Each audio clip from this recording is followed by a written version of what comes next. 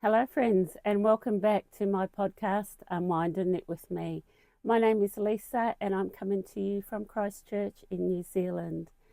This is episode 65 and today is Wednesday the 18th of December, which means we're only a week away from Christmas. So it's been a few weeks since my last podcast, which generally is an indication of how busy I've been, but not to worry, I'm here now. So to all my existing viewers, welcome back and thank you for returning. Any new visitors to my channel, if you haven't already subscribed, please do so. If you like the content, give thumbs up and leave comments. That really helps my platform in that great big YouTube world. So thank you to everybody that has already subscribed. Thumbs up and comments, that's great. You can find me on Facebook and Instagram as Unwind and Knit with me, Ravelry as Lisa NZ Knitter, and I also have an online yarn store which is called Unwind and Knit with me. So, and on my website you can also contact me or subscribe to my newsletter.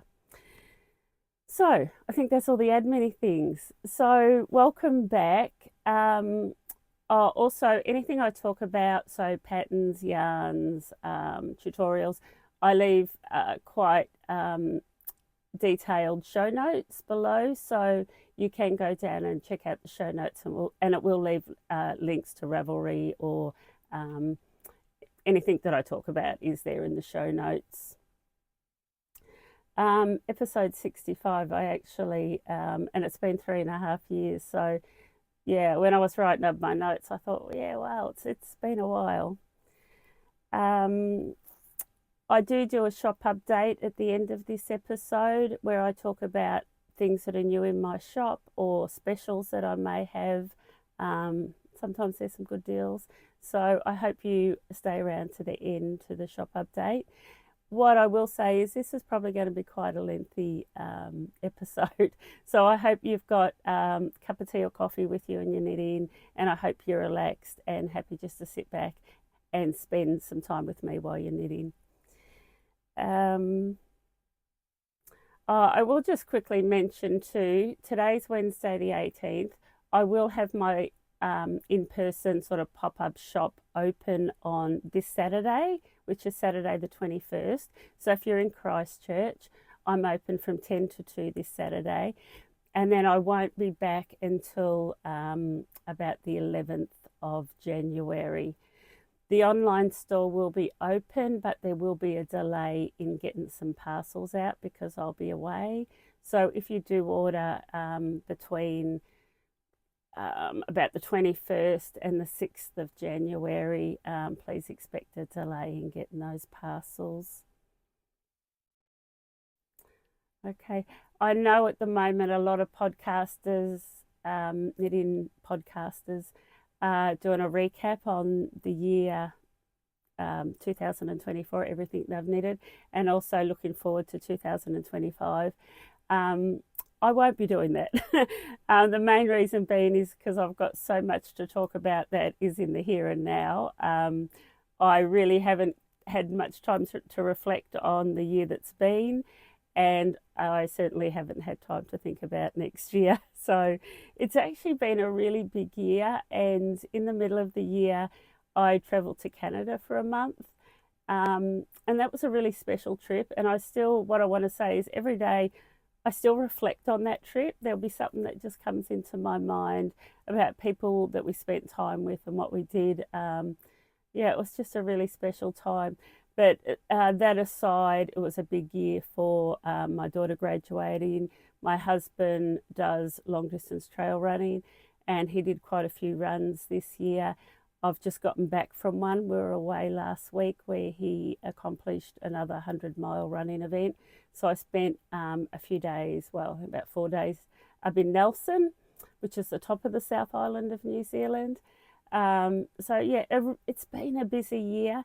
And in saying that, I'm also so grateful, always grateful that I have my knitting, because it really does keep me grounded and calm, and so yeah, it's a really good it's a really, my knitting really means a lot to me is what I'm trying to say.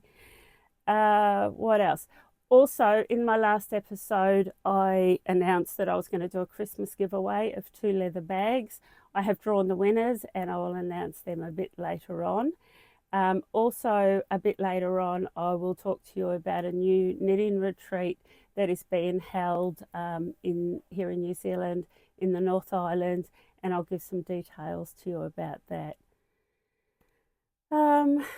What I'm wearing, well, actually on my notes I had question mark, question mark, question mark, because I didn't know what I was going to wear, and I actually had on my Felix cardigan over a t-shirt, and I got too hot, so I thought, well, that's not going to work, so I took that off, and what I'm wearing is a Ranunculus, and I'm not even going to put a banner up for this one because I know everybody knows the Ranunculus. It's by Midori Hirose, and I would say it's probably the most popular Ravelry pattern ever released. I just had a quick look and I think there's over 26,000 projects. So I do love this top. It's done in, I can't even remember the yarn. It's quite a few years old. I do like wearing black, and black's not a colour that I knit with a lot, but it is done with a Mohair blend. I'll stand up. It's quite boxy. It's quite boxy. I do have a skin tone camisole under it, so you can see it's quite lacy around the top. But that is what I'm wearing, and what can I say? If you haven't already done a Ranunculus, you should. Actually, I grabbed some yarn out because I do actually like this black one. I feel that it's almost a little bit formal. But I looked at these 3 colours that would make a beautiful Ranunculus. And it's Black Gold in the Sun by Yarnadelic. And then there's this, I think it's a charcoal, there's another name for it. But it's a black grey mohair. And then I thought, wouldn't it be fabulous to put a bit of sparkle with that? And that's a black gold sparkle.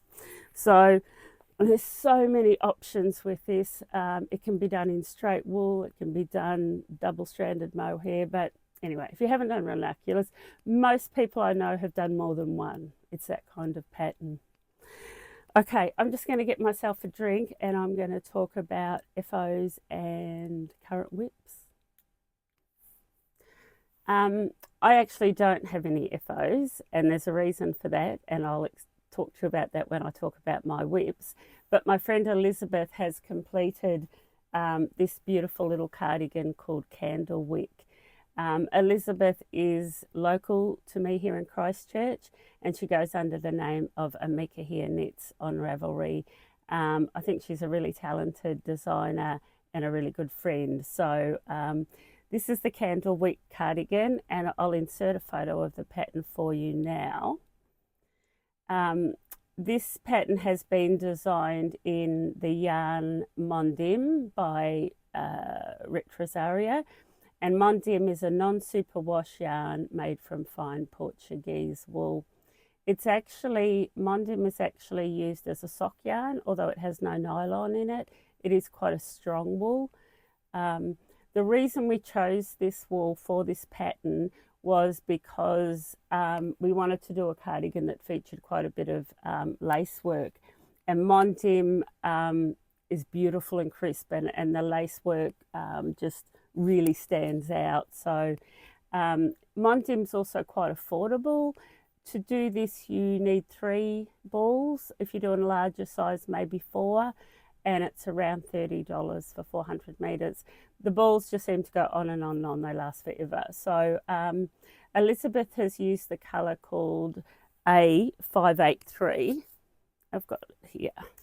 I love the labels on this yarn. The light I've got is a warm colour light, so it probably doesn't show the colour that true, but that's a nice, I'd call it a dusty pink. I'm doing mine in this colour, which is A580, which is like a mustard colour. and I haven't made a lot of progress on mine. I started it as a test knit, and then me being me, just never got it finished. But I have done the back, the front, the yoke of, and I've started one of the sleeves, which is there. And I would only need to work down another inch or two before I start this big panel of lace work. It's done at a 28 stitch gauge on a 3.25 or a US 3 needle, and the bands are done on a 2.75. So the Candlewick cardigan is made to be a light layering piece over dresses or high-waisted trousers. It's just a beautiful light layering piece. I'll just read a description. The Candlewick cardigan is started at the top, back yoke. The shoulders and the neck are shaped with short rows. It's knit down to the armholes. That's to the point that I'm at now. And here we go.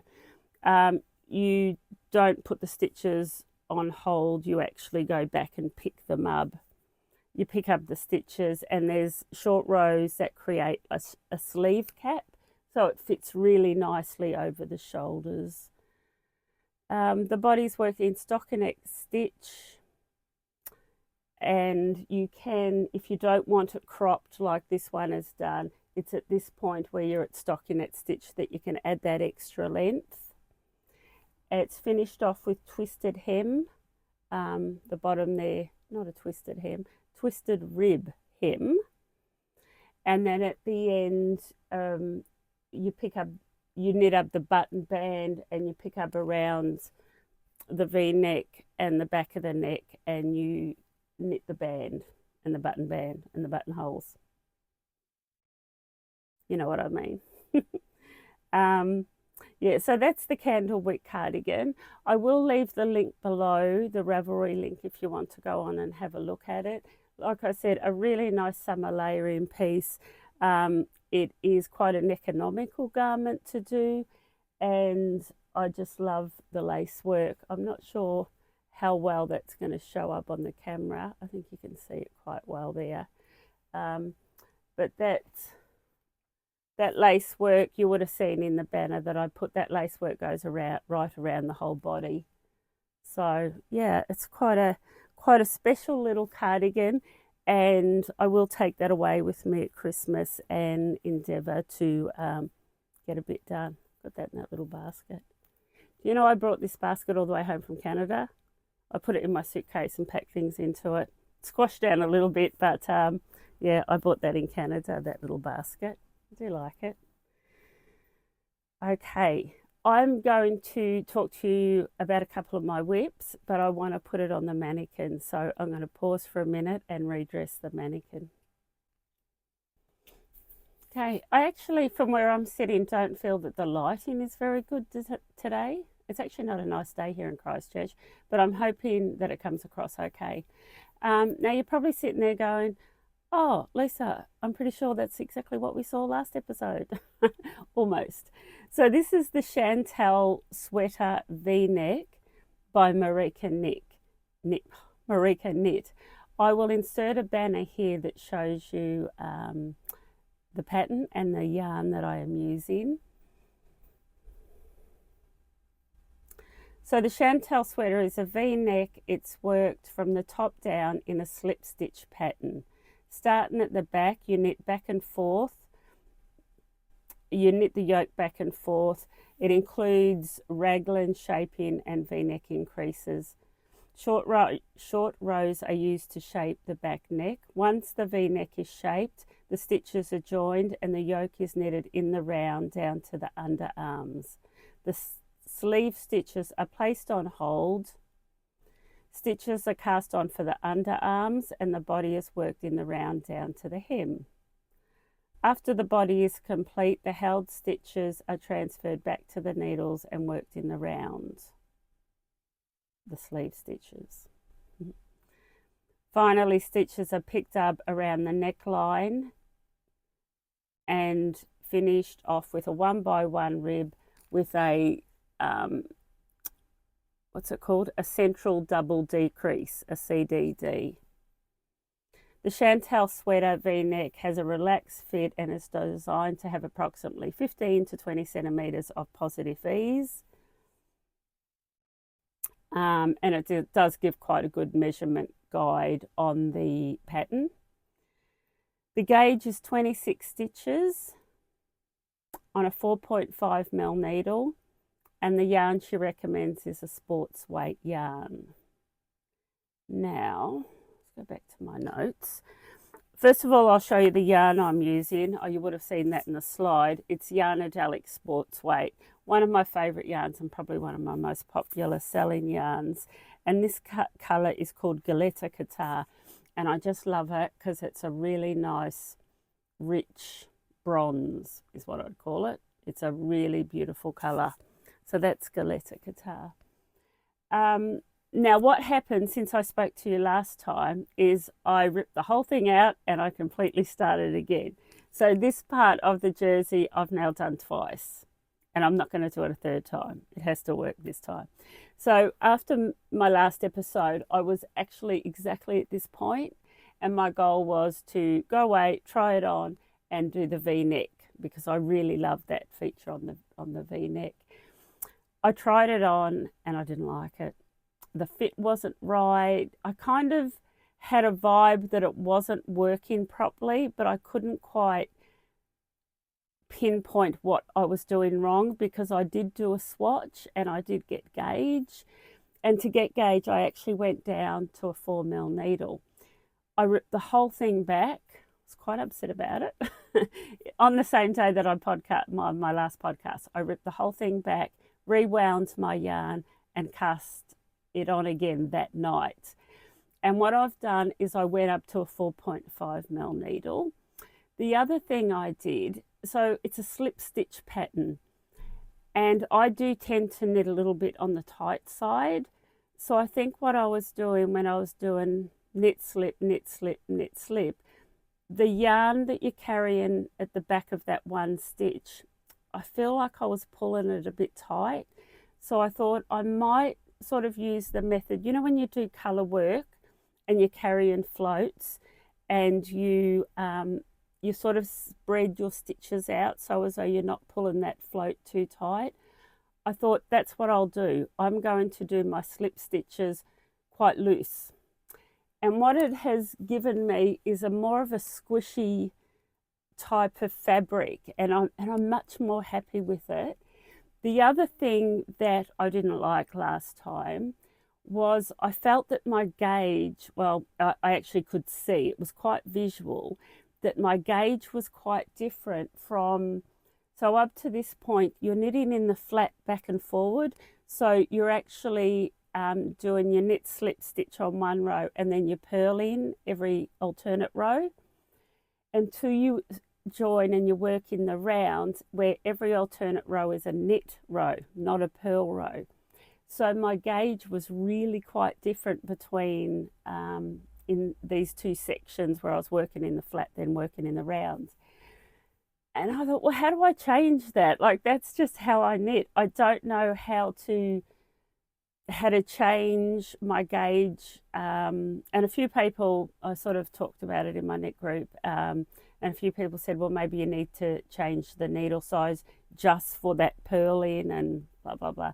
But anyway, I quite consciously, when I was doing my purl rows, tried to do it a bit looser. And I can still see, I'm going to turn it around the back. I still feel that there's a bit of a difference between here, where I was working in the flat, and here where I'm working in the rounds.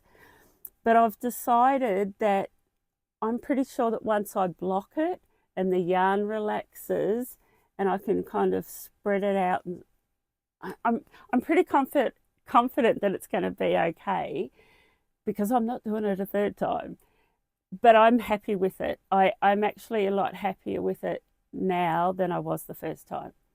I'm hoping you can see that pattern. It's there. It's a squishy rib. It's it's not a half fisherman's rib or anything, it's literally just a slip stitch pattern, but it feels squishy, and I'm just loving it.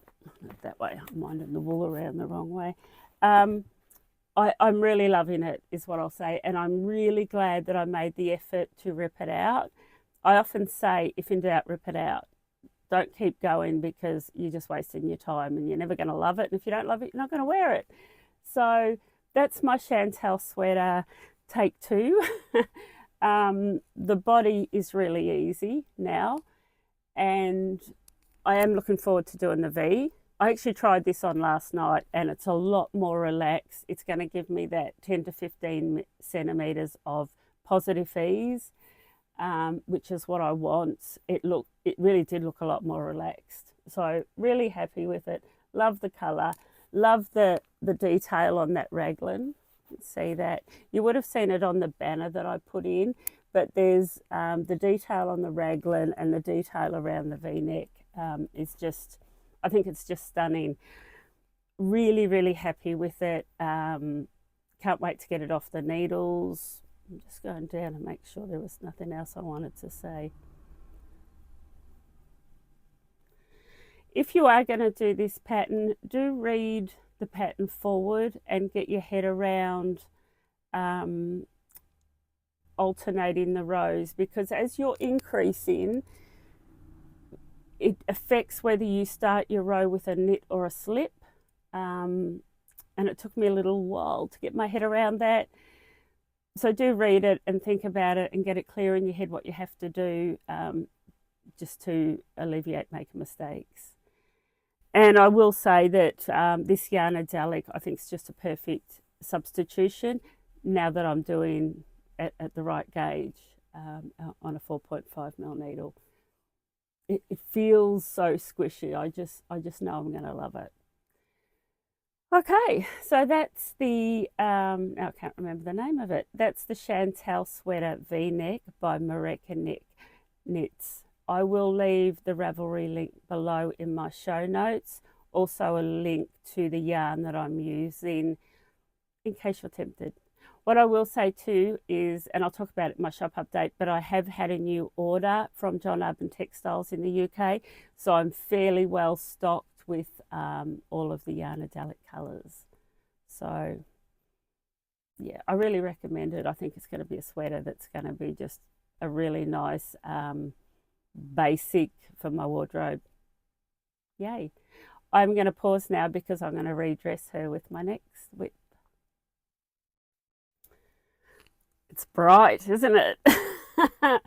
And I absolutely love it. And as I'm knitting on it, it actually makes me smile because the colours are just so bright and I think playful and summery. But this is the Cloud Blouse by PetiteKnit. I'll insert a banner here so you can see the pattern and the yarn that I've used.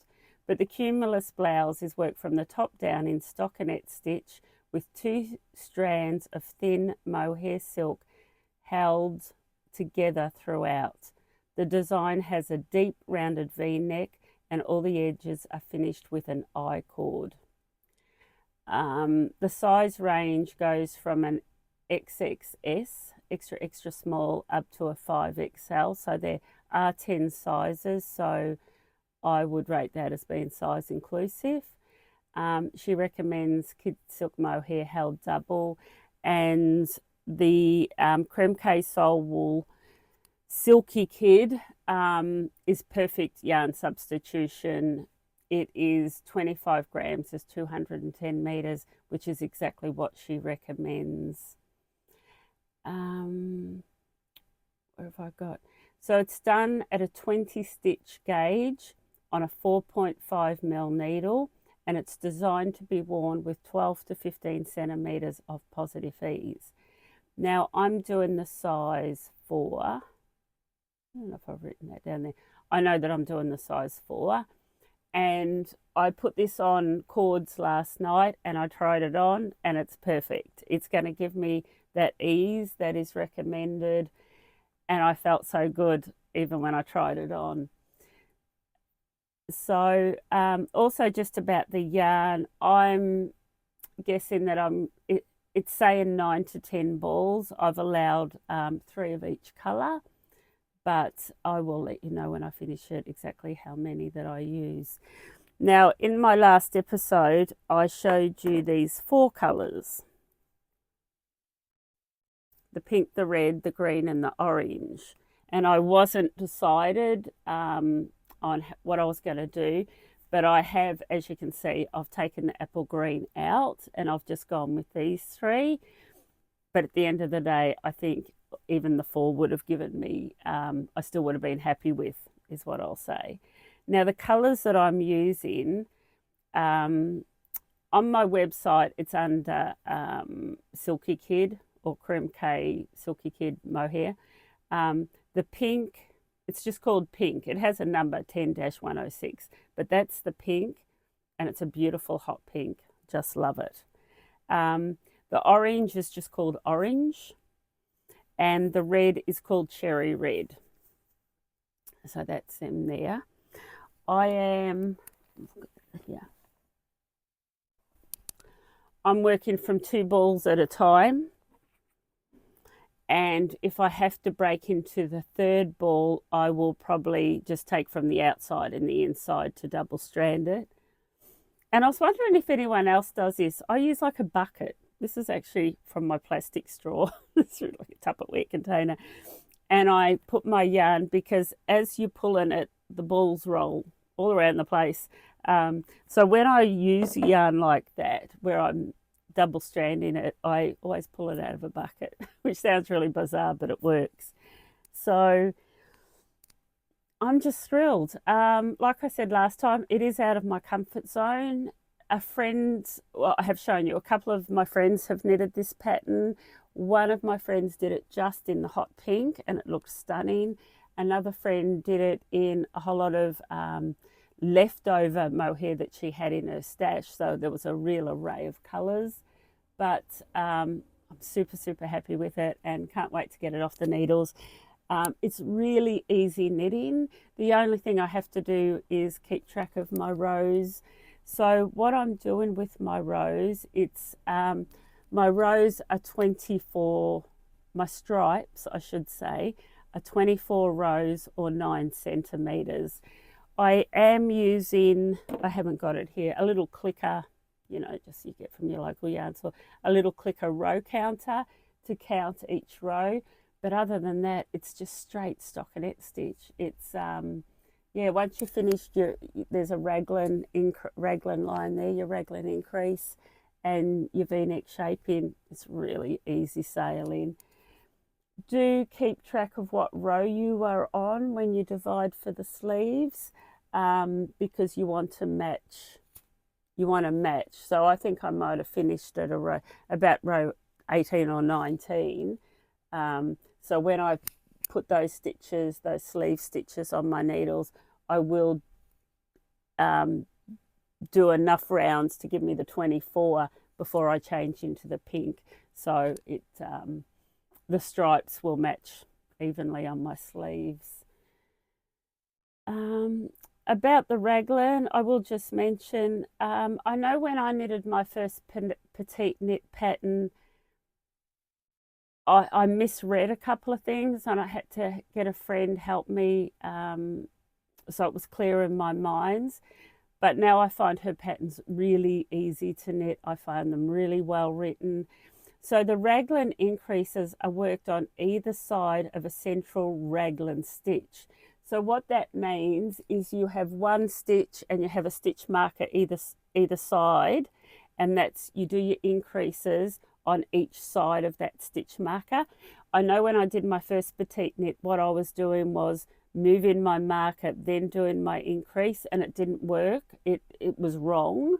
So do just read it. If you haven't done one of her patterns before, read it and understand it.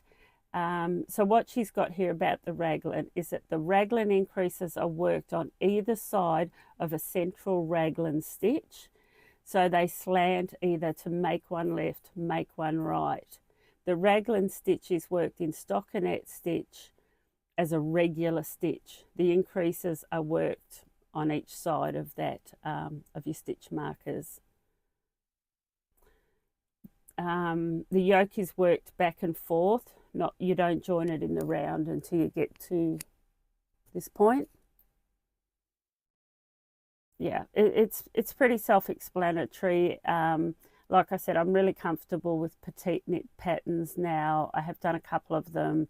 I like the way they're written, and I just love her style. I love her.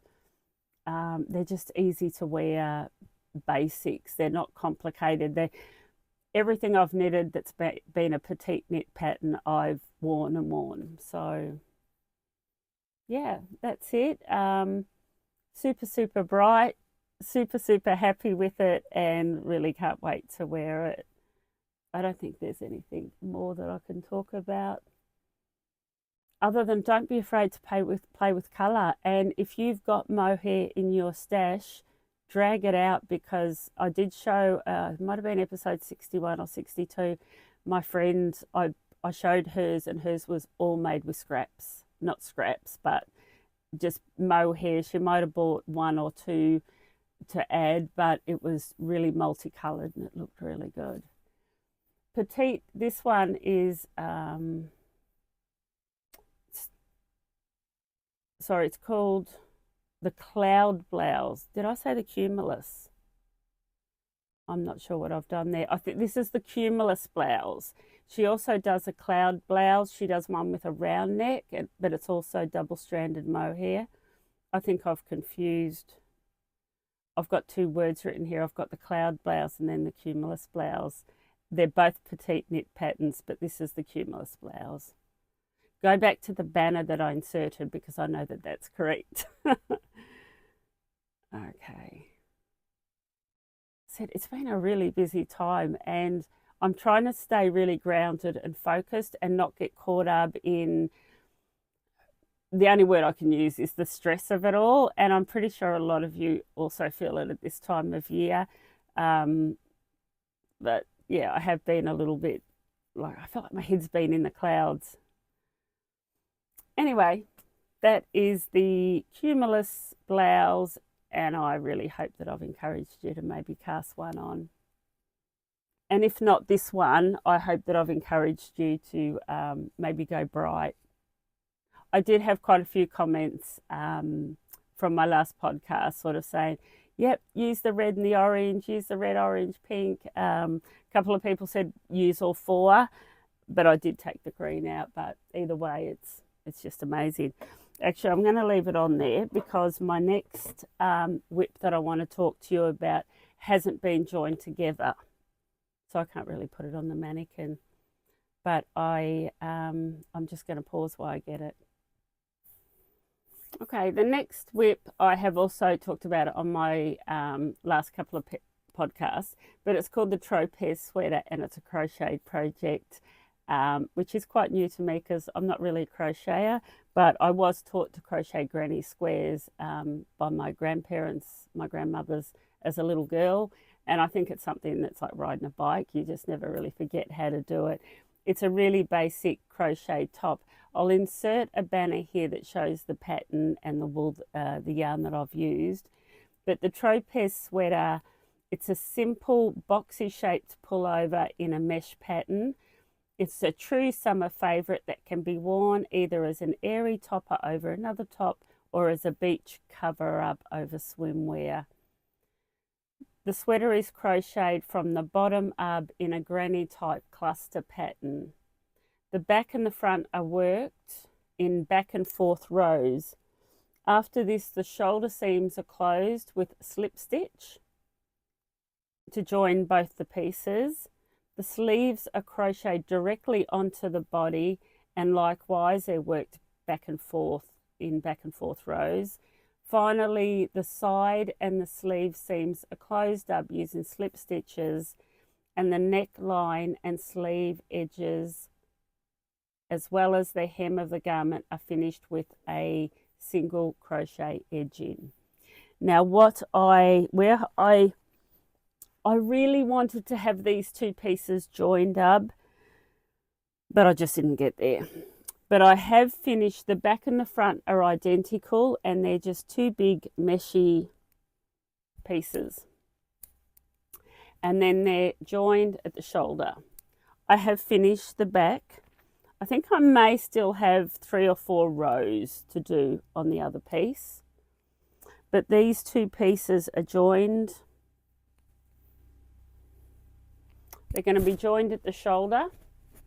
And then from here, I will do the sleeves. And then it's all joined together. Once again, a friend of mine has done this, and that's what inspired me to do it, because I just thought it looked great. It's really easy if you can crochet. So the techniques used to crochet this is a chain, and then a single crochet and a double crochet. The double crochet is a US term which equals the UK treble crochet. So it depends what part of the world you live in, whether you call it a double or a treble. And slip stitch seams. So it's really basic crochet. The yarn I'm using is Kremke Soul Wool Morning Salutation. Is the label there. So Morning Salutation combines fine Greek cotton with tencel. Tencel is a lysol fibre that is produced from sustainable wood, which originates from certified and controlled sources. Morning Salutation has a cooling, moisture managing properties, and thus is antibacterial. This yarn is silky, shiny, has an even texture and intense colour. This yarn is perfect for summer or warm climates.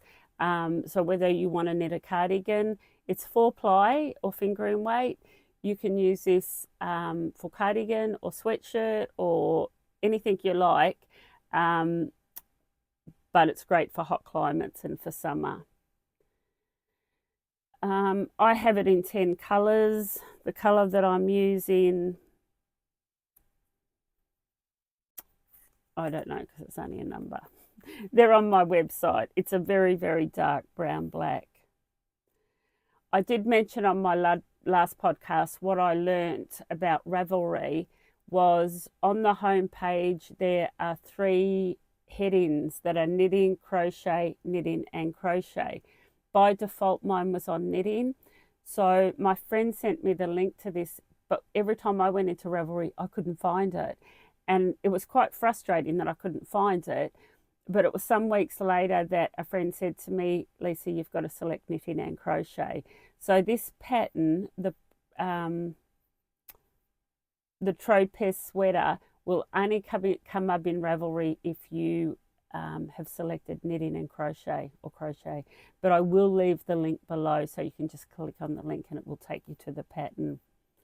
There's quite a few sizes. I'm doing the size 3. I'm using a 4mm hook. This yarn is 51% tencel, 49% cotton. 51 tencel, 49 cotton.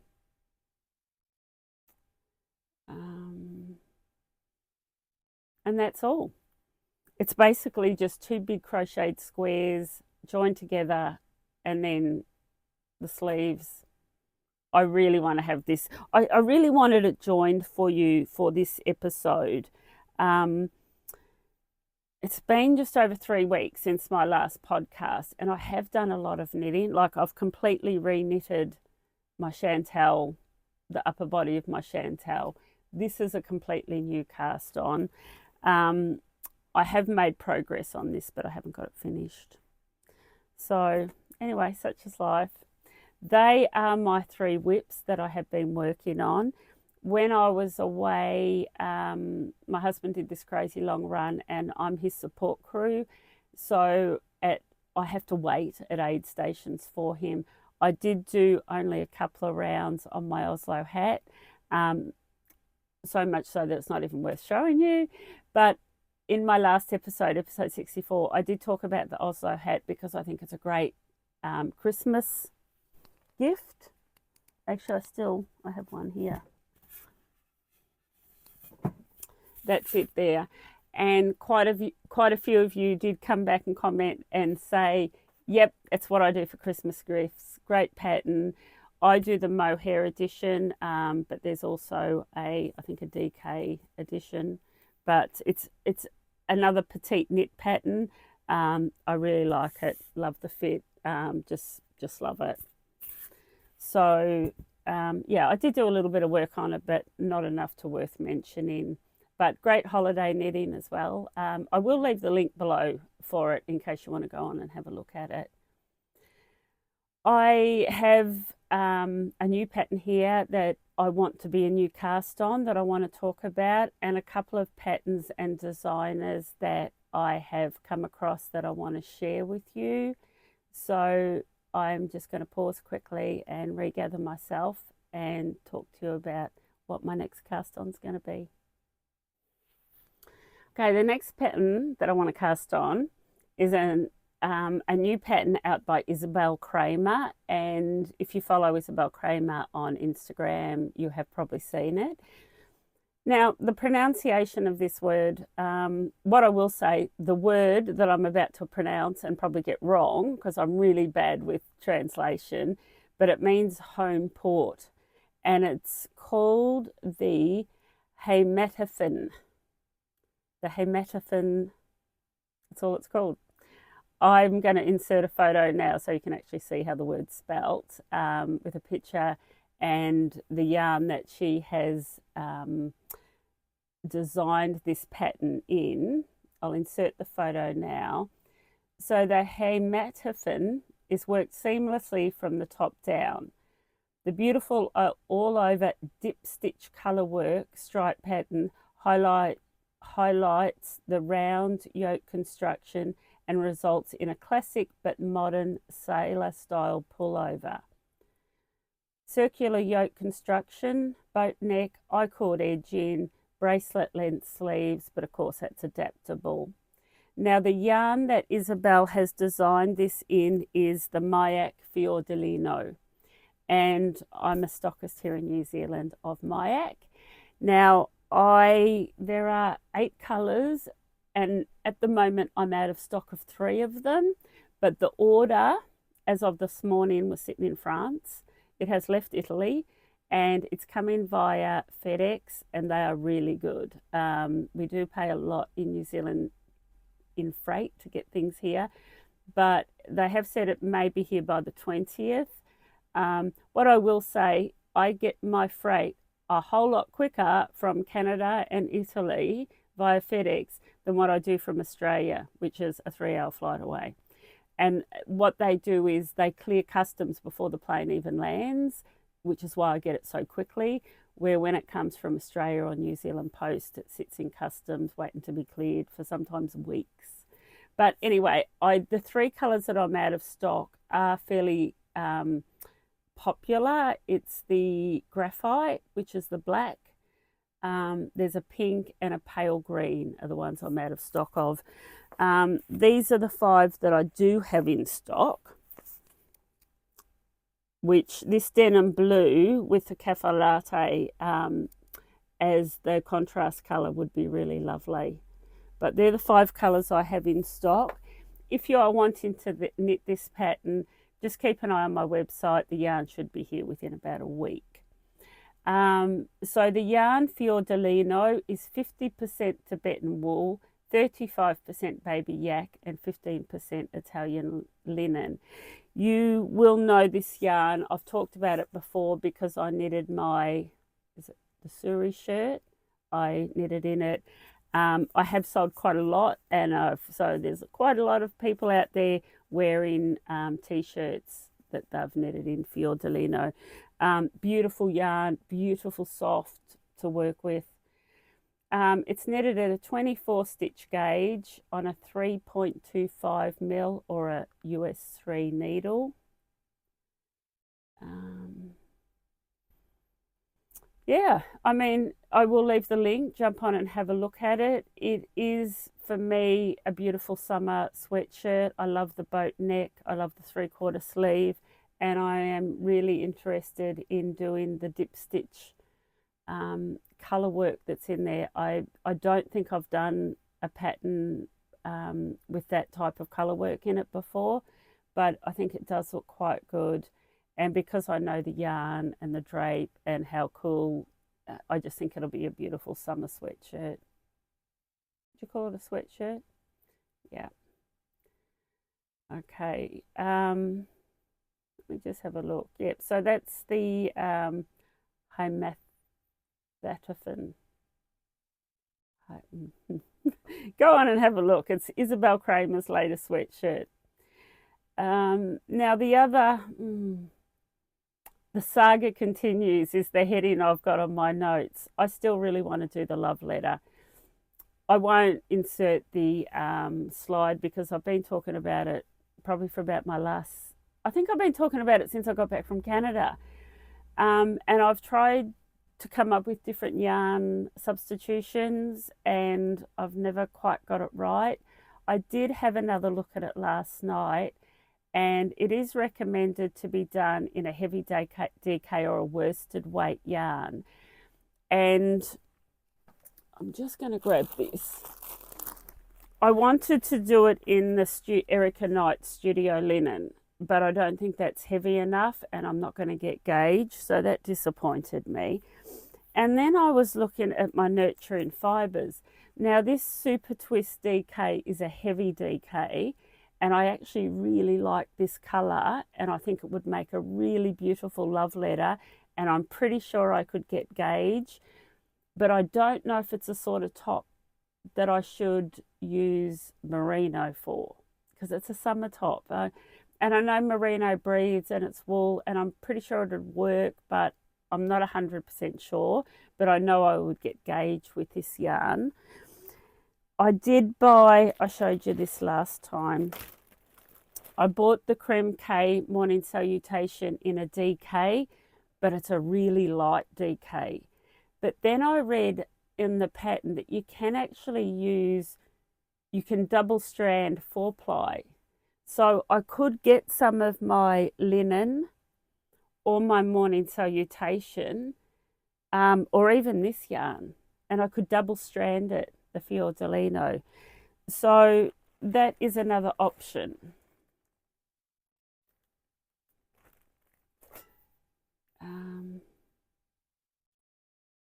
I will pop a photo in there so you can actually see what I'm talking about. But yeah, I'm no further down the track with my yarn selection because I really want to knit it in yarn that I've got accessible to me here in my shop or in my stash. And that's the dilemma that I'm having. And maybe I should just buy the yarn that's from someone else that's recommended for it. If I really want it, that's what I should do. And I have written a note here. I have done yarn substitutions before and not been 100% happy with the finished garment and not worn it. So I think it's really important. I think I'm at a stage in my knitting journey that I should be able to do a good yarn substitution and get it right. I don't want to make those mistakes that I've made in the past where I've knitted it away and just never worn it because it's not been the right thing. Yeah. It is a beautiful summer top though, and I do really want it in my wardrobe. But anyway, it's just an ongoing saga.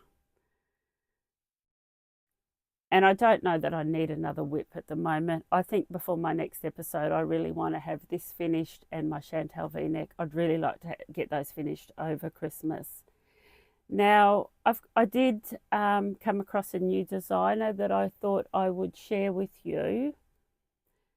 And what happened is the sweater came up on my Instagram. So the sweater's called the Audrey Pullover, and it's by Elizabeth Smith. Now, Elizabeth Smith, I'll just tell you a little bit about her. Designing knitting patterns is her passion. What she's written is, I strive to create simple modern designs and write patterns for them that are easy to follow and fun to knit. My goal is for you to have an enjoyable knitting experience. So I design, write and create tutorials that all aim to help to provide you with this experience. She's worked in a yarn store for 8 years. She lives in Portland, Maine, and has done for the last 2 decades after growing up in New York, Connecticut. So she's an American. I went onto Ravelry and I had a look at all of her patterns, and they are simple, basic, easy to wear, easy design type patterns. The reason I thought I would mention her is because I know that I do have viewers that are on their knitting journey and haven't really ventured a lot into top down in the round garments. So I thought it's really nice to introduce designers that have simple, easy to read patterns, but they're also backed up by really good tutorials. So I think if that's you, if you're fairly new in your knitting journey, go on and have a look. Have a look at her website, her tutorials. There may be something in there that interests you. But what interested me was the Audrey pullover, and I'm going to insert a photo of that now. So the Audrey pullover is done in a worsted weight or a heavy DK yarn with a 20 stitch gauge. It's raglan top down V-neck. It has a high-low split hem. There are some subtle stripes, but they're optional. I would probably take those stripes out. It also includes instructions for either no body shaping or a subtle A-line silhouette shape. Pattern includes links to an in-depth tips page, which includes how to pick your size, your gauge, your swatching, tips on how to join, also tips on working a jogless if you're going to do the jogless stripes. Yeah.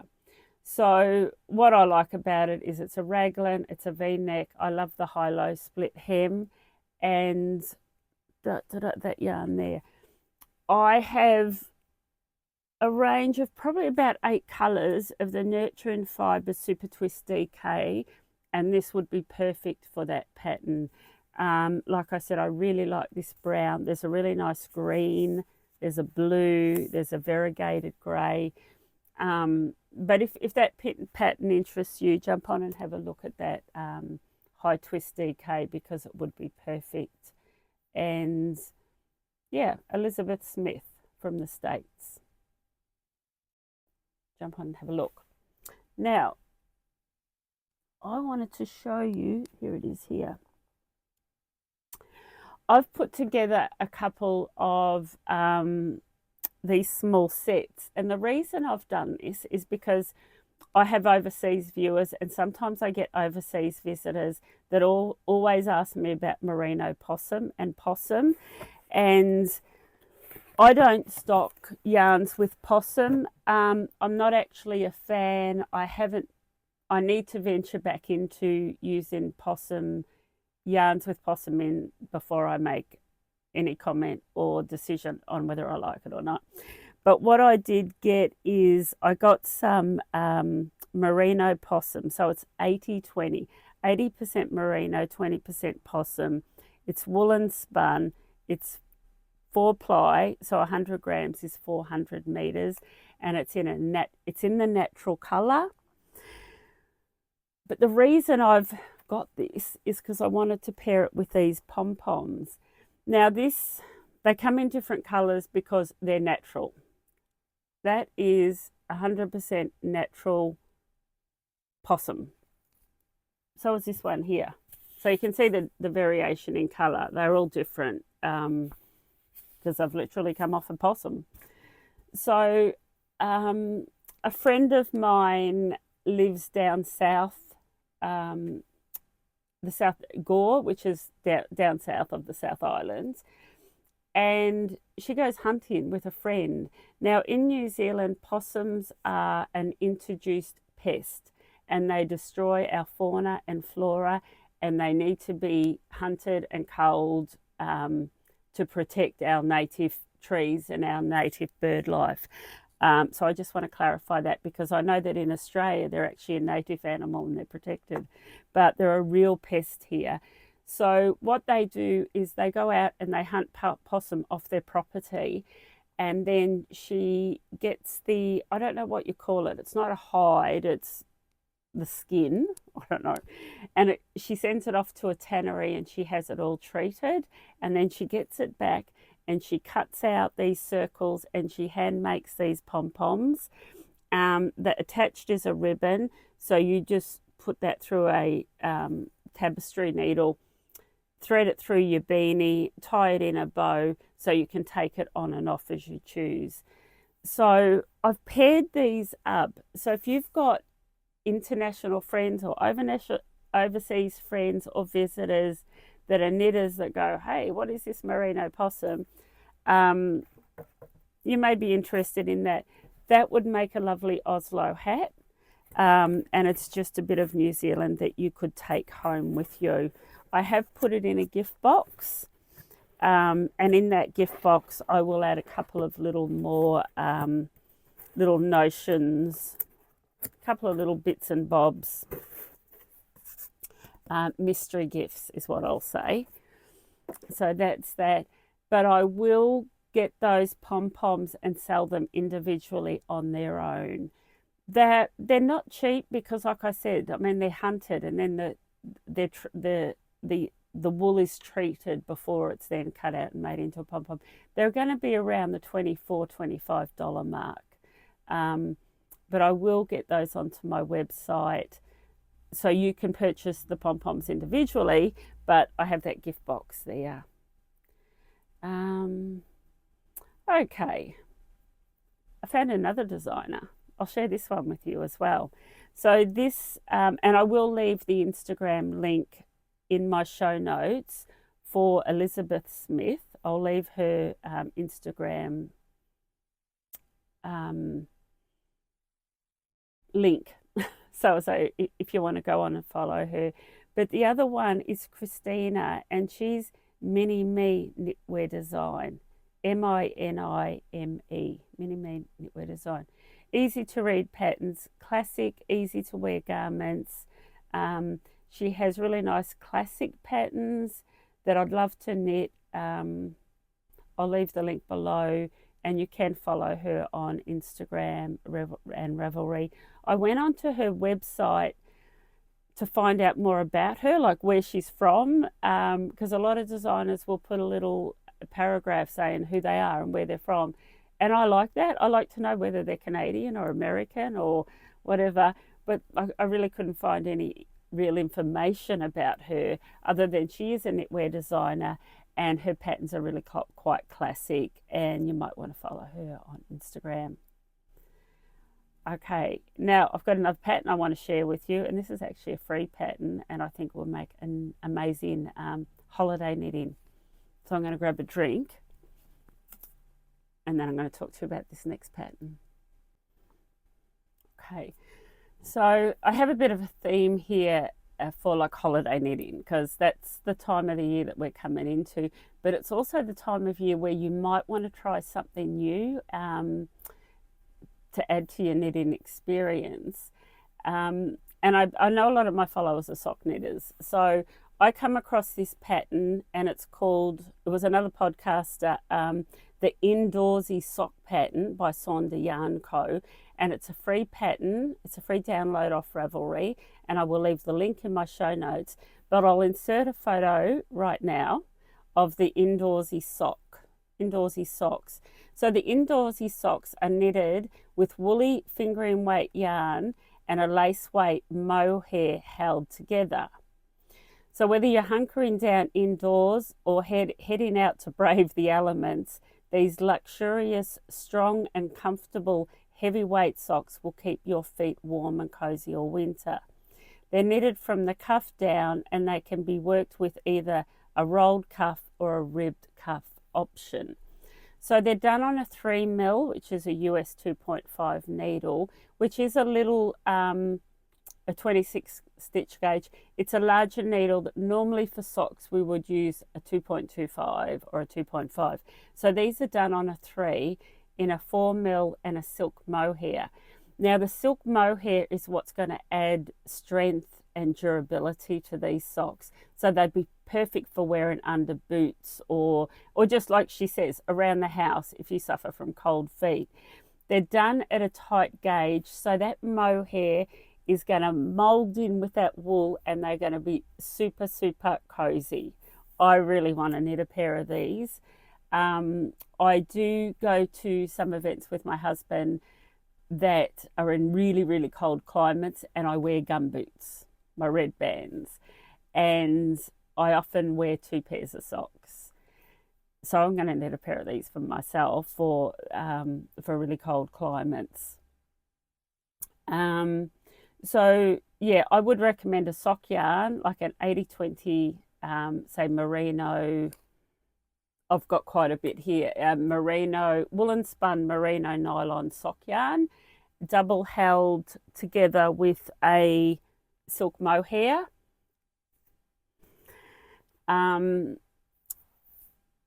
Yeah, and like I said, the silk as well as the nylon in the sock yarn is going to make it a really durable sock. So these would be even really good for men that in work boots or gum boots. Use your preferred method, so it may be magic loop. I like to use magic loop on a 100cm fixed cable. So I sell chalgu here, and I always recommend the 100cm fixed for sock knitting for magic loop. Or if you prefer, I'm going to show you. If I'm doing colour work or something, I really like the 9-inch circulars. So 23cm 9-inch. Some people don't like knitting in that small circumference, but it's worth a try if you haven't done it. Or you can use DPNs. I don't like sock knitting with DPNs. Okay, so that is the indoorsy sock. 4-ply sock yarn held together with mohair, and it's a free download off Ravelry. Sonder Yarn Co. I met Lisa and Melissa, and they're the 2 ladies behind, I think it's Melissa, is the lady behind Sonder Yarn Co. I met them in Canada. Beautiful ladies, like really, really nice ladies. So I think it's really cool that they have put patterns out there for free, because I mean, it's such a cool pattern that I probably would have paid for it. I didn't need to. So what I want to show you here, and to be quite honest, I think I started these last Christmas because I had that, right, new year, I'm going to start something new, I'm going to challenge myself. What I want to show you, and I have knitted a pair of these, but I thought I would introduce you to them because if you've been with me for a few years, you've probably seen them. But if you're fairly new to my channel in the last year or two, I really don't think I've talked about them. But it's the Salbu sock. Now, this book is available off Ravelry, and I did buy it, and I actually went as far as downloading it and taking it into the printers and having it printed off and put in a book, because I just love them so much. But I'll insert a photo of the Salbu sock, so you can see them there. They're all over colour work. This book, I think, contains about 6 patterns, and each pattern has different motifs. And I really like the feature on the sole. Every sock has a different pattern on the sole of the foot. I don't know the story exactly, but I think there is a story that goes back to where these Salbu socks originate from, and the different pattern on the sole, I think maybe related to different regions of the area. I haven't read the book, but if you love them and you like the look of them, do a bit of research into Salbu sock, and they just may be something you might want to challenge. So I cast these on, I think last Christmas, and they've been sitting in a project bag ever since. So they're worked from the cuff down. You can see this all over colour work. down the sides there is, each side has this, I don't know, a seam, like a cable type seam. They have beautiful detail on the heel and the sole. So these socks keep you interested for the whole time. Now, these are on a 9-inch circular, small circumference, and I really like to do this on the small circumference because you're carrying floats, and I don't like carrying floats with magic loop. So even if you find them a little bit fiddly, the end result is so worth it. So the yarn that I carry is Exmoor sock yarn. So Exmoor sock yarn is a blend of a few different yarns, and I haven't got one handy, so I can't tell you, but it does contain 10% nylon. So it is a classic wool yarn, but it's a grippy wool, not wool yarn, sock yarn. Yeah, it has the nylon, so it is a sock yarn, but it's a bit more of a grippy sock yarn than normal. So it's really nice for colour work because the floats catch, which on superwash yarns, they're not always ideal to do colour work because the floats don't catch as well. But yeah, I'm going to take these back away with me, and because actually once you get started, you can actually achieve quite a lot in a short time, but I need to be in the space where I can concentrate. I have them on my iPad in Knit Companion, so I can zoom in on the graph, I can highlight the graph so I know what row I'm on, but I like to be in a quiet space on my own to do them. So the challenge is on. If you're an experienced sock knitter and you just want to go the next step further, have a look at Selby socks. You can, like I said, I bought the book. I think it's called an ebook, and then you download it and you can print it off. But I'm pretty sure you can buy each pattern individually. I did write, is it Knitography? It was on the slide I showed, so go back and have a look at that slide that I showed you with the Exmoor socks. I'm pretty sure it's Knitography, but I will leave the link below, the Ravelry link, in my show notes. Did I say that Exmoor sock comes in 17 colours? So it's really easy to pick 2 colours. You need contrasting colours, but there's 17 colours there to choose from. Okay, I do just want to quickly touch on this. I actually feel really bad because I had a bag gifted to me probably 6 months ago, and it's been sitting in my site, and every podcast I sit down and I write all my notes and I prepare, and I keep forgetting to highlight this. So I do feel really bad, and I apologise to Susanne for not showing it earlier because it is stunning. It is a really, really beautiful bag that she has sent me from Australia. It has been hand sewn. She makes these in her little sewing room. So they're a project bag. It's quite big. So it's got 2 external pockets. It has 3 internal pockets. It has a drawstring closure. And the fabrics are so pretty. Like, have a look. It's like quilting done into a bag. It's super soft. And she sent this to me, and with a little note. She lives in Australia, and she's been crafting for most of her life. And her main passion is bead weaving. And she creates bead weaving patterns that she sells in Etsy. But she's recently rediscovered her passion for knitting and sewing as she's retired. Now, I talked about the bag. So Susanne is in her 70s, but she's told me here she loves crafting, and she's been creating these. Actually, it has this lace along there as well, which is really pretty. She's been creating these bags in her sewing room in her house. She's in her 70s and has rediscovered this love of knitting and sewing. But she's told me here that her mother's 103. So she hopes to be creating for quite some years more. I will leave her contact details below in my show notes. If you are interested in, if you do bead weaving, which I've never got into, and I don't want another craft.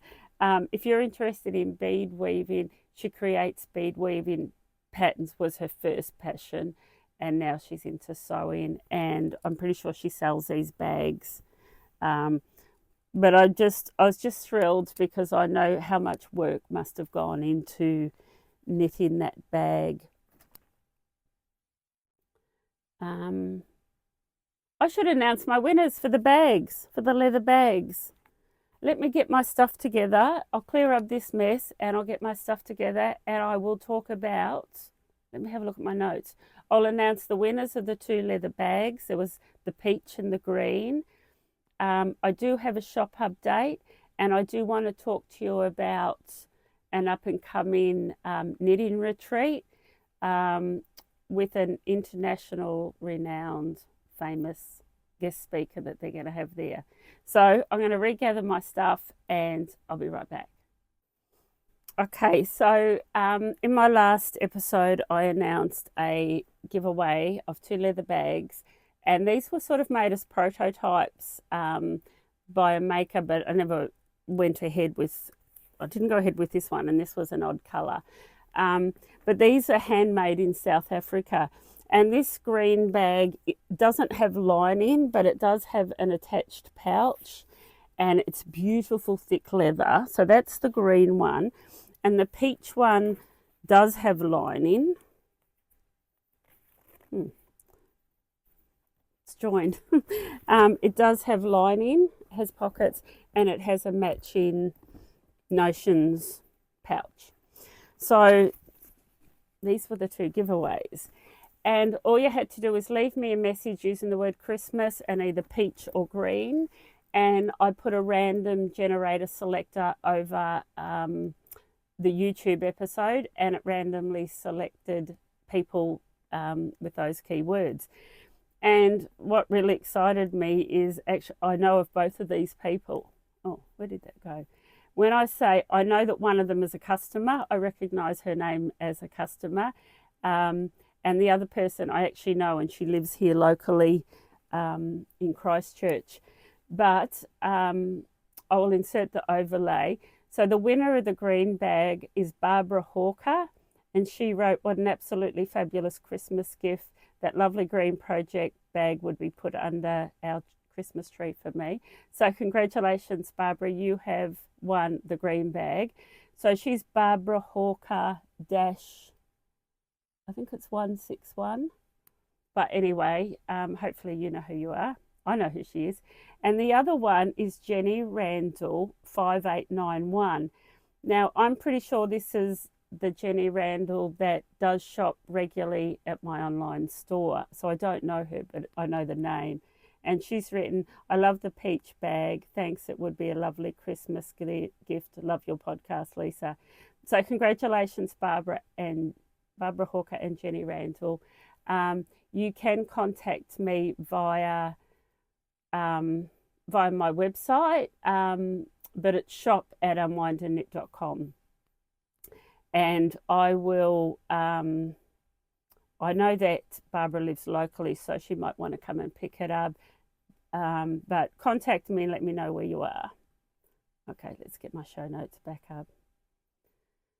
So that was quite exciting that I recognised both those names, but it was completely random. Okay, I am going to do a shop update. Oh, I'm thinking I want to show it, but it's over there. So I was going to have to pause again, but no, I am a bit more organised than that, which is good, but I do have to bend down. I received an order from John Urban Textiles in the UK. Yarnadelic, every few years they bring out limited edition colours, and I got this colour called Dark Star, and I sold out really quickly, and I contacted them and they said they would hold another 2 kg, which is 20 skeins, for me to add to my next order, and I got my next order. I have already sold 10 or 11, But if you really liked this colour, there is probably 1 or 2 sweater quantities left of the Dark Star. And I'm not sure how that's going to show up, but it's a really rich brown. It's beautiful, and it's just got a little bit of gold in it. It's beautiful. So that's Sports Yarn Dark Star. So there's a little bit of that left. Also, they have just brought out issue 4 of their annual. I do still have a couple of maybe 1 and 2 or 1 and 3, but this book is full of patterns. They throw in there some recipes, some garden tips. They talk about the mill and their very old vintage machinery that is in their mill. It's just a really nice. It's just a really nice book. So they're up to issue 4. So I have plenty of those in stock. The other thing I did, so when I get a new order, I sometimes get left with 1 or 2 skeins of odd die lot numbers because the new order has new die lot. And obviously, if you're going to buy 5 skeins, you want it to be all the same die lot. So there might be a bit of crinkle of cellophane here.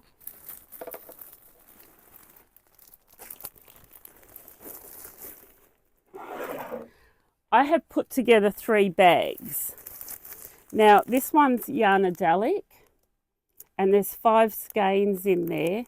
So there's 2 greens, the neutral, a gold, and I think that one's called Nobody Knows. But they work quite nicely together if you wanted to do something striped. There's only 1 pack. It's got 5 skeins in it, and I'm going to sell them for $100. So you're paying $20 a skein. There's nothing wrong with the yarn. It's just that that's what's left over, and it doesn't match the dye lot that's in stock. So I'm going to put these as reduced to clear on my website. So if you just search reduced to clear, and there'll be a Yarnadelic, and then I've put 2 together with Appledore. So I have a new order of Appledore, which is the DK yarn. And what I've done with this one is I've got 3 of one colour and 2 contrasting colours. So there's that one there and this one here. And the same, I'm going to, sorry for the cellophane. I know how annoying that sound can be. There's 3 packs there for reduced to clear, and I'm just going to clear them at $100 a bag, which is quite good value if you're building a stash, or even if you just want to do a bit of a striped jersey and you want to try the yarn. Perfect. Let me just check my notes. Yep, so that's all about John Arbon Textiles, but fully stocked now of all the colours in Yarnadelic. I did have a couple of inquiries earlier on about people wanting black gold in the sun. I've got plenty of that in stock, and all the other colours. I do have...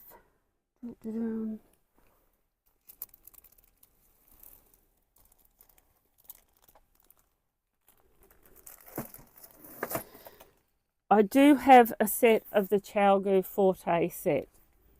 This is a real luxury item. I'm not going to get it out of its box because it's all nicely wrapped. You can jump on my website and have a look. I bought myself this set quite a few years ago when they first brought it out. So they're 5-inch tips, and they're the carbon fibre with the stainless steel tips. And it goes from a 2.25, I think, up to a 10. So it's a complete set. And it comes with all the notions and cables, and it's in a leather look pouch, and it's really flash, but it's very, very expensive. So I'm not going to spend too much time on them. If you're a Chalgu user, you've probably heard of the Forte. It's there. It's on my website. But what I did want to tell you is that they're bringing out the Forte tips where you can buy them individually, so you can build your own set.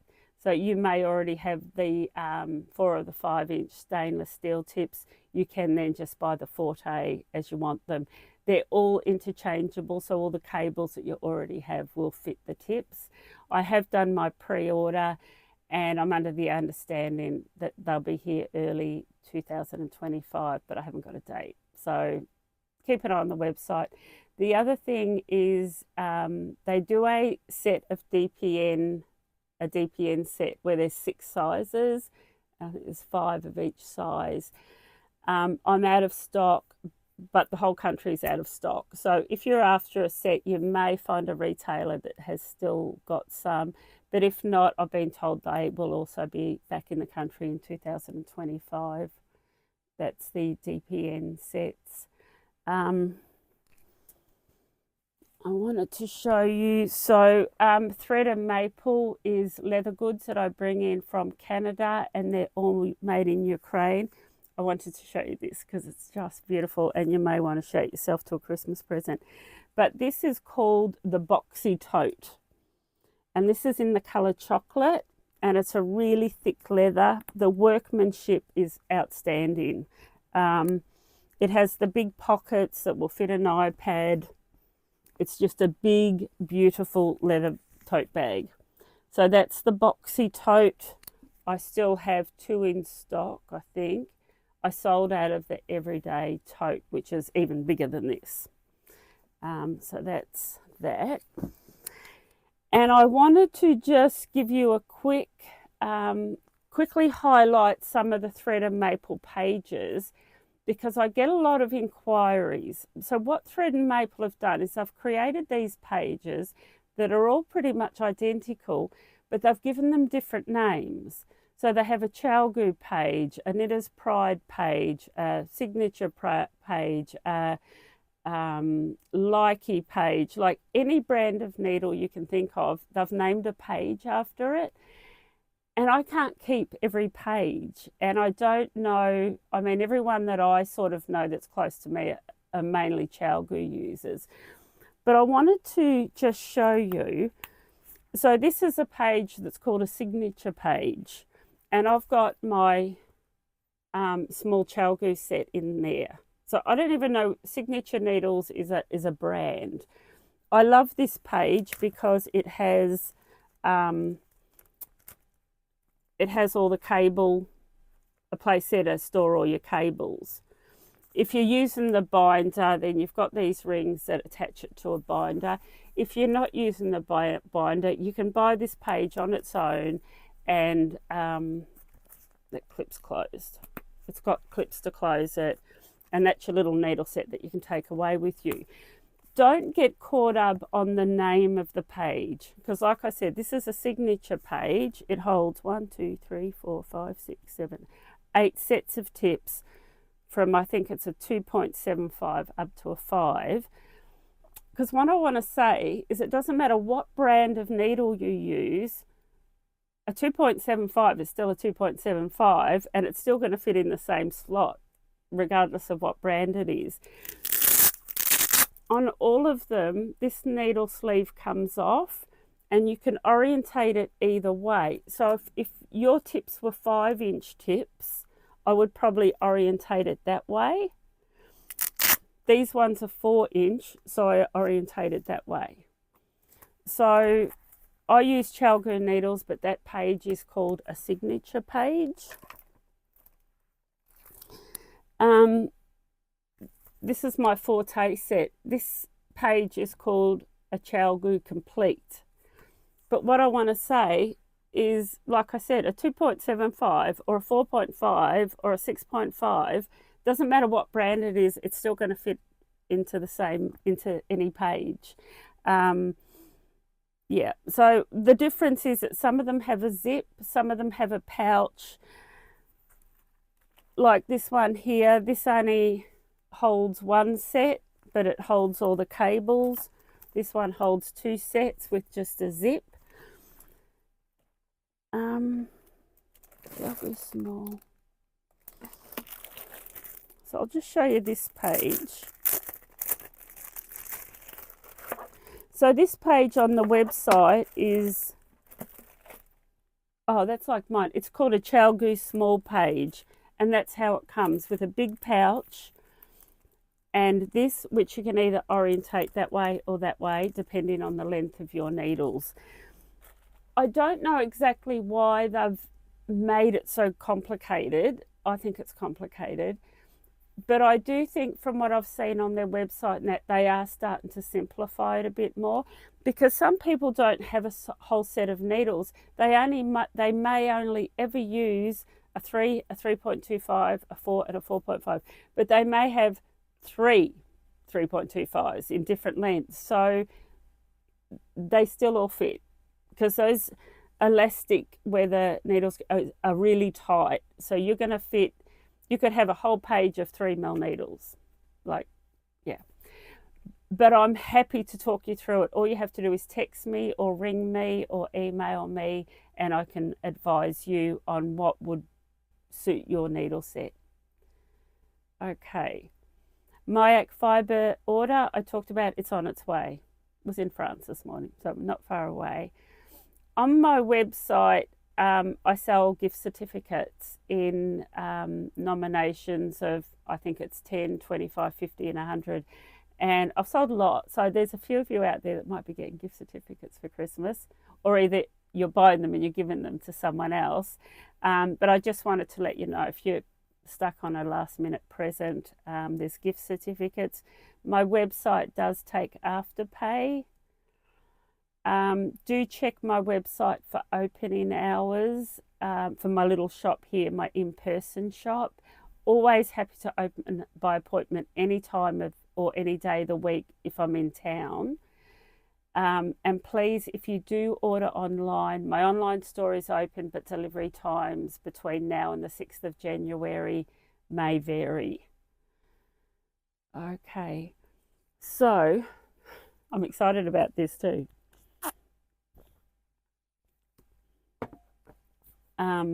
Sorry about that. I normally pause to get a drink. Last year in the summer, I started indie dyeing. I set myself up a wee little dye studio and bought all the dyes and bought all the equipment, and I had an absolute ball dyeing.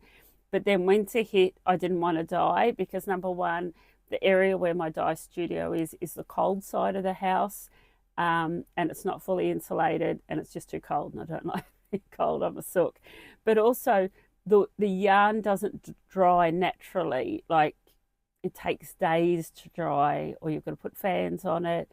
And I like the yarn to dye naturally, not in direct sun, but you know, the room's warm and it dries beautifully in the summer, like in 2 days. So now that the warmer weather's here, I've started hitting my dye pots again.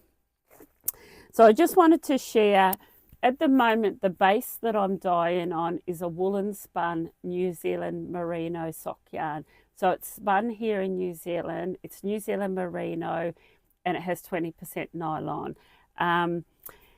Woolen spun meaning it's more lofty. This yarn is obviously good for socks because it's a sock yarn, but it's a yarn that I recommend if you're knitting for children. It can just be thrown in the washing machine. You don't have to worry about it shrinking, or it's just a really good workhorse type versatile yarn. But I thought I'd show you some of the colours that I've been creating, and the names I've given them are names that kind of mean something to me, or places that I go regularly that I can relate to. I've called this one Castle Hill, and it's blues and browns, and I just love it. This one is called Sandy Bay. This one's been really popular. I've had to redo this a few times, but it's sort of yellows and beiges and blues. Sandy Bay. This one is a lot of fun. It's called lupins in the summer. So lupins are actually an obnoxious weed that grow down south, that line the side of the highway, but they're beautiful. But they are an obnoxious weed. And tourists pull over.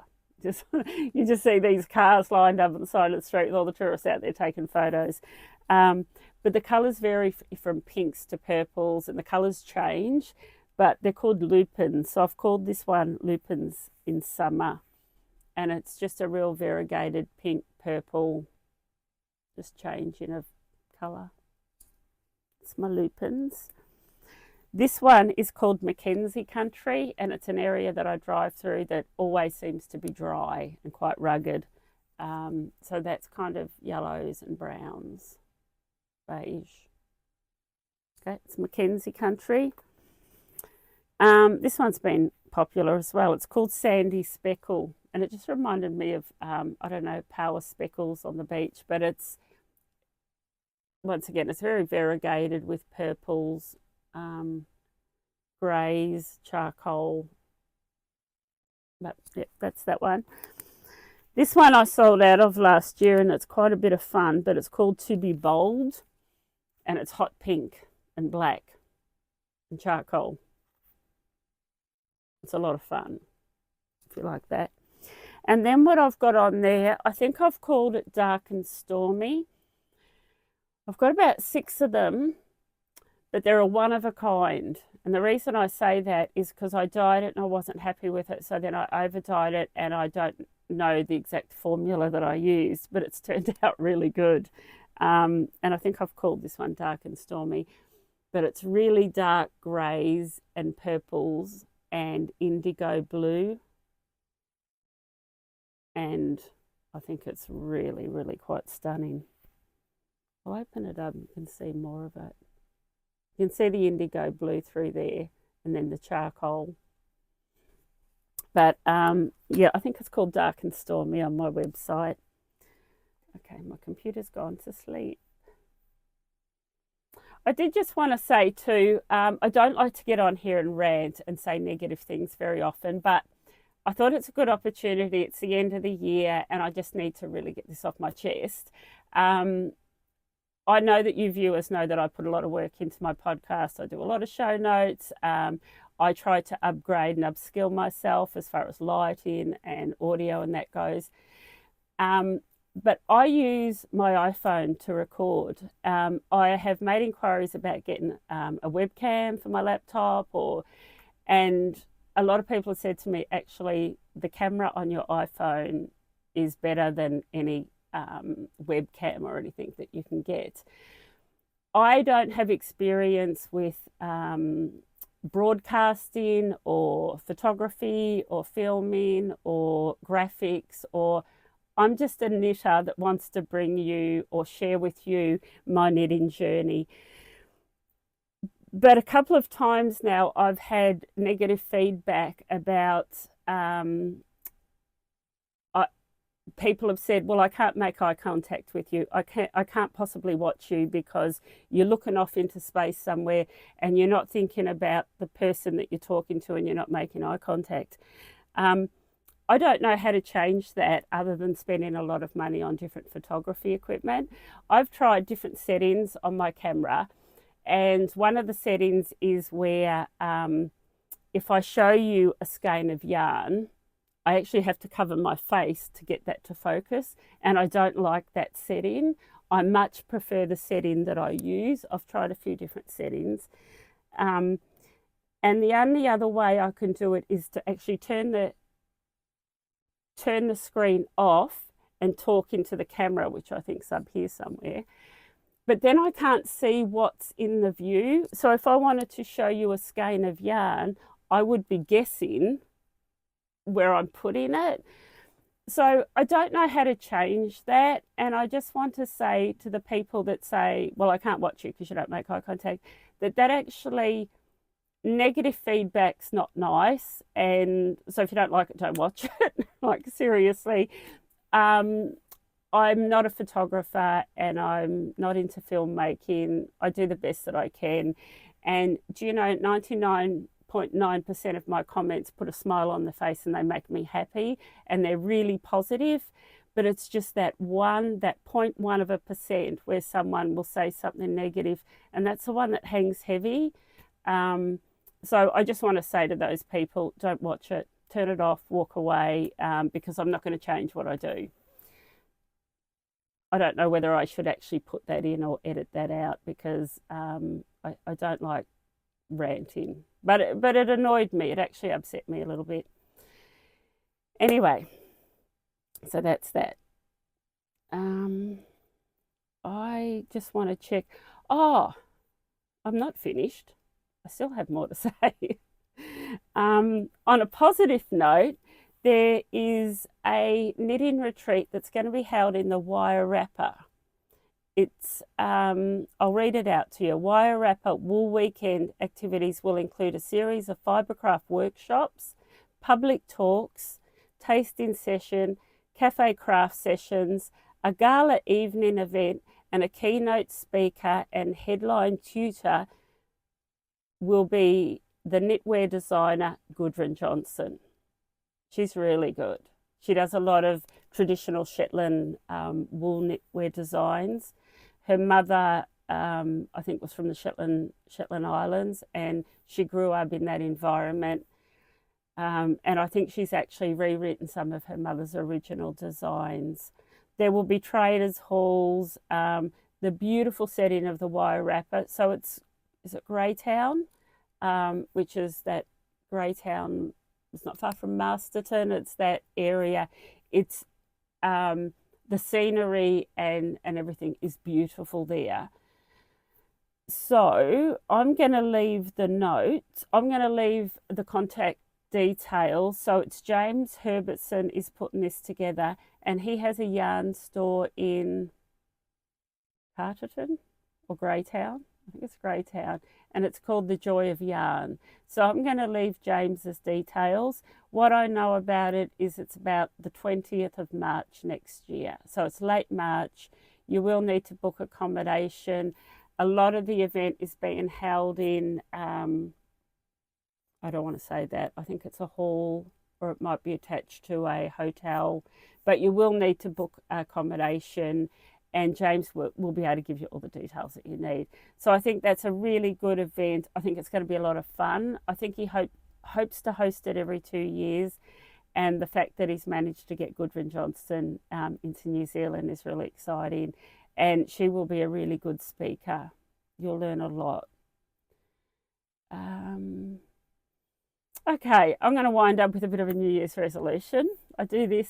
Do they work? Not always. But what I've written here is I really want to get better at using Ravelry. I need to put my finished objects on Ravelry, and I need to leave more detailed show notes so you can go. So that is one thing that I'm really going to try to do better next year. But the other thing I want to do better is I've never used the feature that's where you put items in a queue. So I have a whole lot of things in my favorites that I haven't yet bought, and then I have a whole lot of patterns in my library, but I never have a plan. Do you know? It's like I'll find a pattern next week, a new pattern. I'm like, yeah, I'm going to knit that. And I don't put them into a queue, and I don't have a system. I just knit what I feel like knitting. And I thought it would be really good to be more organised with Ravelry. So, yeah, and I thought by having them in the queue, it would give me a more clearer focus on where I'm going.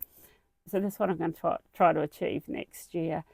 I am still working with Skillshare, which is a learning platform. I do think it's really important to keep learning and to keep trying to accomplish new skills. So that is my other goal next year, is to keep trying to re-educate myself, especially around things like social media, how to get better with filming and social media. I do probably just want to finish up now and wish everyone a really, really Merry Christmas.